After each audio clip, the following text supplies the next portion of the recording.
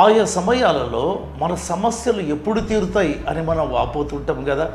ఈ సమస్య ఎప్పుడు ఇలాగే ఉండిపోతుందా, నా జీవితం అంతా ఇలాగే ఉండిపోతుందా అని చెప్పి మనం అనుకుంటుంటాం కదా.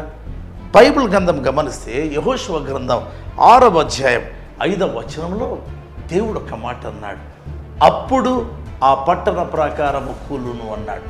ఒక టైం ఉందండి, ఆ పట్టణ ప్రాకారము కూలే టైం అప్పుడు అనేటువంటి మాట. నీ సమస్య తీరేదానికి ఒక టైం నిర్ణయమైంది. హల్లెలూయా.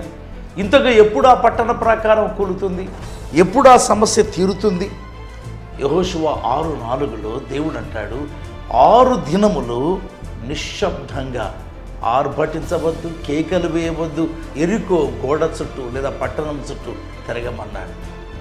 6 రోజులు ఊరికి తిరగాలనా? మొదటి రోజు కొంచెమైనా గోడ తగ్గొచ్చు కదా, మొదటి ఇటుకైనా ఒక రాయైనా పడొచ్చు కదా. ఏమీ ఉండదండి. మొదటి రోజంతా తిరిగినా అంతే ఉంటుంది గోడ, 6 రోజులు తిరిగినా అంతే.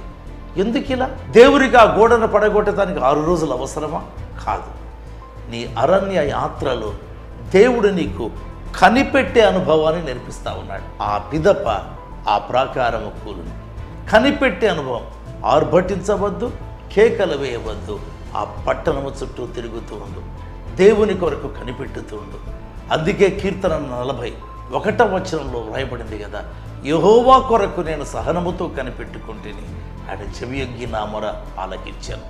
సహనముతో నీ దీవెన కొరకు కనిపెట్టు, అప్పుడు నీ సమస్య తీరుతుంది.